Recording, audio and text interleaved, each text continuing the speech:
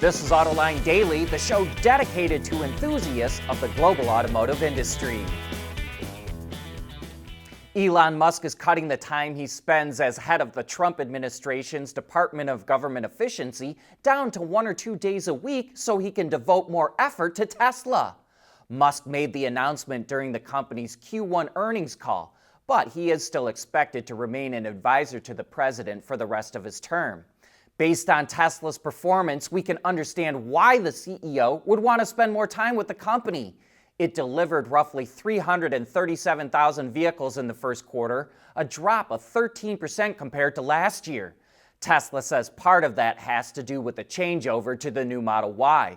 But combined with falling vehicle selling prices and increased operating expenses, the company's revenue from its automotive business dropped 20%.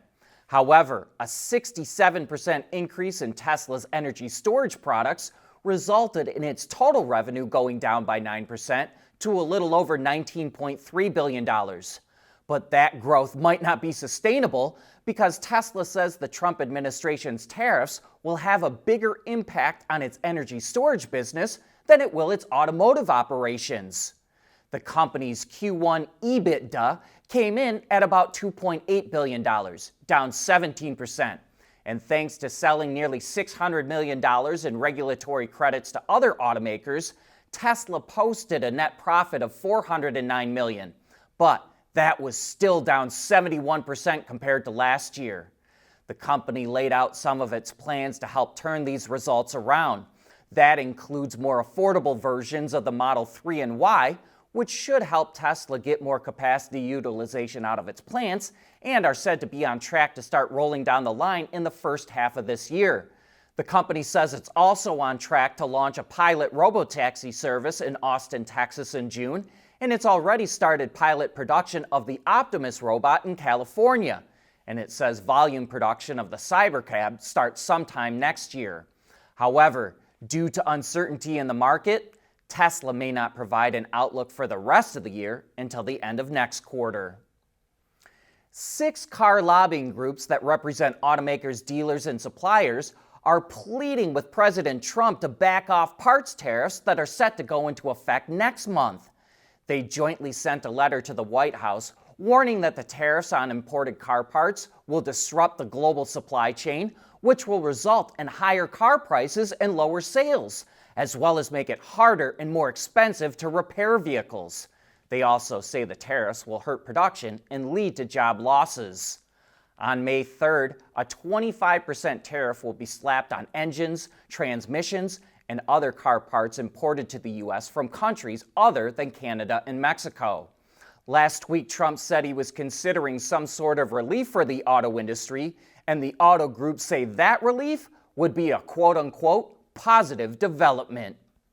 Chinese EV startup Xiaomi's surging growth is being threatened by a high-profile accident that killed 3 people.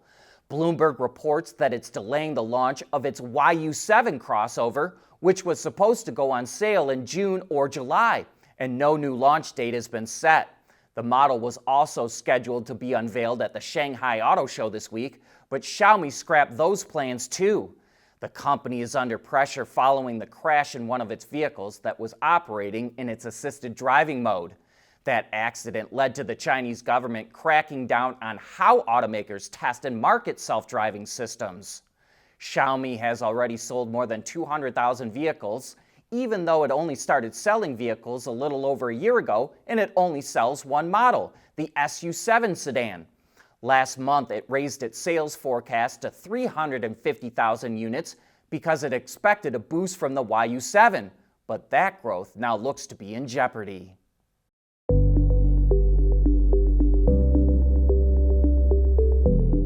Developing today's vehicles, issues can happen in an instant. What good is knowing your problems without the data to solve them? Meet Wireless Neovi Cloud, your secure off-the-shelf solution, empowering real-time collaboration for quick resolution. With Wireless Neovi Cloud, your team can prevent issues before they can escalate. Driver communication data and remote diagnostics to analyze and resolve your problems using OTA, allowing your executives oversight throughout the process. Wireless Nearby Cloud, your vehicle update solution in production and on the road. Intrepid Control Systems, driven by your data.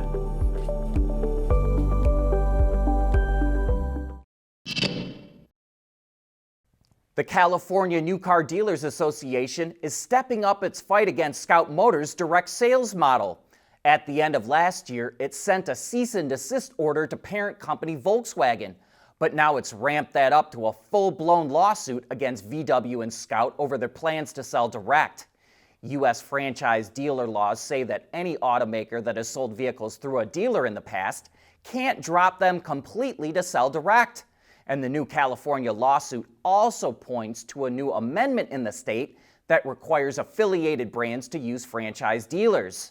And on top of California, we've also seen pushback from VW dealers and their lobbying groups in Florida and in South Carolina, which is where Scout Motors is building its brand new manufacturing plant.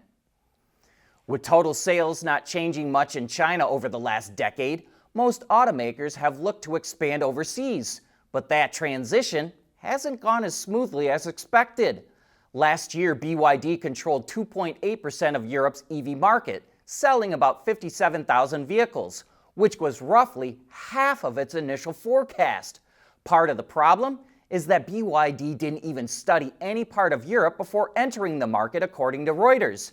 But it says the Chinese automaker was open to input from outside sources, and it's been quick to try and turn that around. BYD hired a number of European automotive executives, especially from Stellantis. It worked to expand its number of sales centers, and BYD is bringing more plug-in hybrids to the market, which aren't subject to the same tariffs as Chinese-made EVs. And in the first quarter of this year, BYD sold 37,000 vehicles in Europe, which is more than triple last year's results. We've got more reveals from the Shanghai Auto Show to check out, and first up, Nissan unveiled a plug-in hybrid version of the Frontier pickup, which is the automaker's first electrified truck. It's powered by a 1.5-liter four-cylinder engine, but Nissan didn't reveal the size of its electric motor or battery pack. But combined, the system produces 300 kilowatts of power and 800 newton meters of torque, and it has an EV-only range of 135 kilometers or 83 miles. The plug-in Frontier goes on sale in China later this year. Nissan also revealed an all-electric sedan called the N7 that it developed with Dongfeng. Two battery options are available, a 58 kilowatt-hour pack that delivers 510 kilometers or 316 miles of range, and a 73 kilowatt-hour pack that provides up to 635 kilometers or 394 miles of range. The N7 will go on sale in China in 2027. Next up is Honda, which revealed two electric models developed with its joint venture partners, the GAC Honda GT and the Dongfeng Honda GT. Both models are based on its Yi series, which are EVs that are designed and developed exclusively for the Chinese market. Honda didn't share any specs for the vehicles, but it did say that the models and other future EVs will feature Momenta's automated driving technology, DeepSeek AI tech, and LFP batteries from CATL. Toyota took the wraps off a new electric sedan called the BZ7, which it developed with GAC. Toyota didn't provide any specifics about the model, but it says the flagship sedan will feature the, quote, latest intelligent technology. And lastly, Lexus revealed the all-new ES sedan, which features both hybrid and pure electric powertrains. Two hybrids are available, a 2-liter inline 4-cylinder or a 2.5-liter inline 4-cylinder that are both paired to an electronic CVT, and the BEV comes in front or all-wheel drive. Based on the Chinese test cycle, the front drive model has a range of 685 kilometers or 425 miles, while the all-wheel drive provides 610 kilometers or 379 miles of range. The new ES will start rolling out to global markets next year. But that wraps up today's show. Thanks for watching.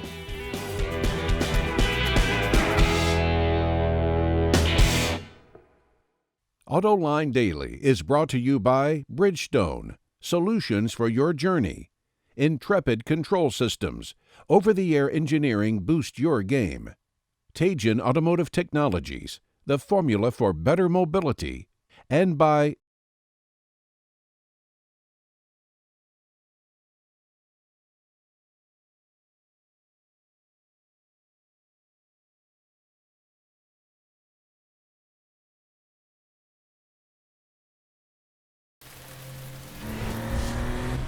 Knowing that a little rain won't slow down your day. That's what really matters. Bridgestone Turanza Quiet Track tires. Confident control in wet conditions. There's nothing wrong with heavy metal. Hey, lighten up. But with world-class composite material, Teijin Automotive Technologies makes vehicles lighter, safer, and more eco-friendly.